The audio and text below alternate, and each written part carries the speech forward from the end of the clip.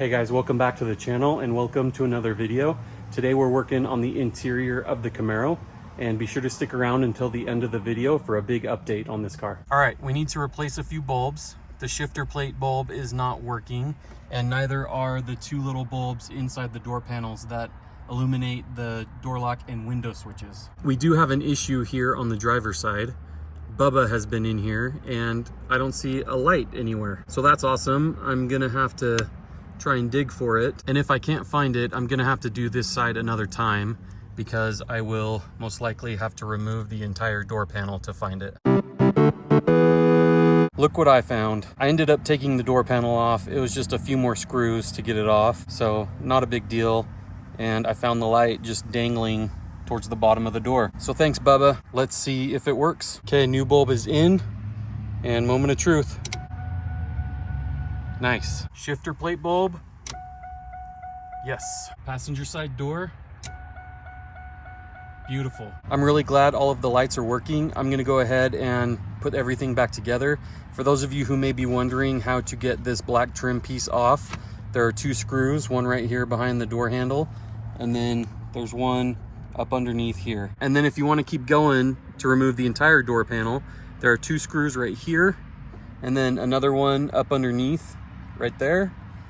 And then you need to remove that trim piece, which is held in by just one screw, and then just pull up on it and it should come off. When I got this car, the cigarette lighter knob was missing, so I picked up this new one from eBay, and it looks really good. I was able to fix the parking brake light and get it to work like it should.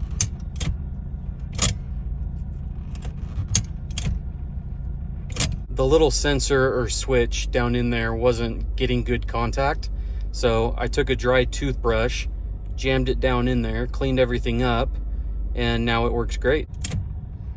The next thing I'm working on is replacing the rear hatch lift supports, and I have already replaced the passenger side. So now I just need to replace the driver's side.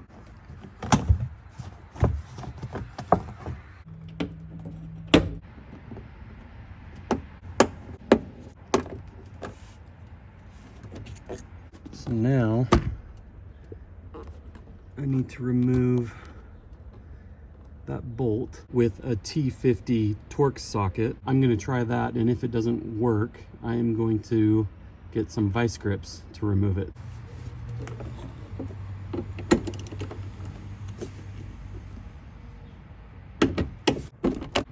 Yeah, I'm just going to use some vice grips. T50 is the right size, but for some reason it just doesn't get a good bite and it keeps slipping, so that sucks. I had to use vice grips on the passenger side, so it's not a big deal.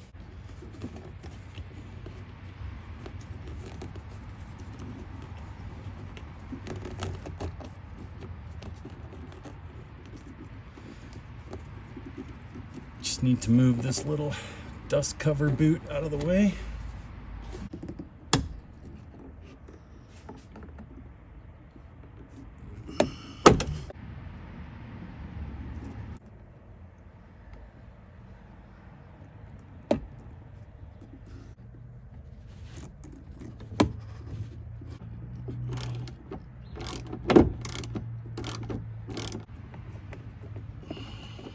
Well, one eternity later, there we go.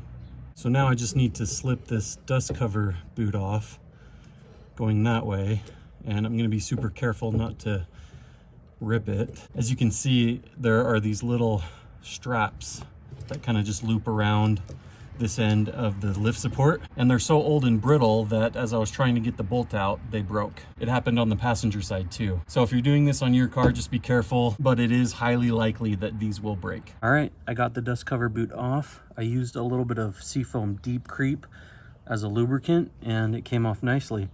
So now I just need to slide this on the new lift support and put it in the car. Well, looks like I was able to tighten this back up with the Torx socket, which is good.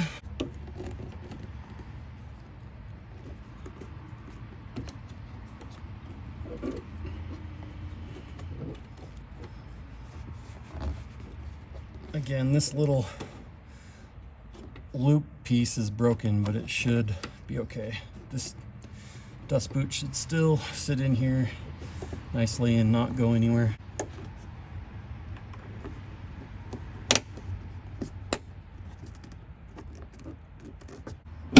Boom. She's standing up on her own.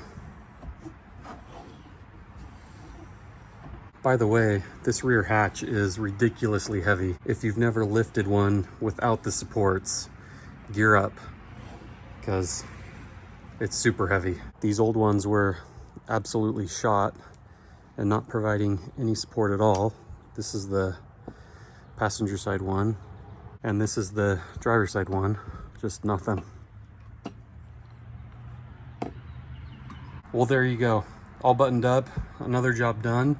And the last thing I'm gonna do is replace this missing trim panel screw. All right, I ran out of daylight while filming the previous segment, so it's a new day. And as I was organizing the spare tire and jack, I found the missing panel retainer underneath the spare tire. So that's good, I'm pretty happy about that. I was gonna use this new one that I picked up from eBay, but I won't have to. I'll just throw it in my parts bin. Yes, it is black, so it doesn't match the panel, but I was gonna repaint it. I've never been able to find these in any color but black, which is kind of weird. Anyway, the spare tire and jack are in the proper places, I think. If you guys think otherwise, let me know. But there's this little plastic panel here with jack and spare tire instructions, and it just sits on top of the jack right here. I did have to pick up a new one of these T-bolts, which basically acts as a hold down for the jack. And yeah, things are looking good in here. I've also replaced this little rubber bumper for the closeout panel, and I just got that from eBay. In addition to the interior stuff I've done in this video, I also changed the oil.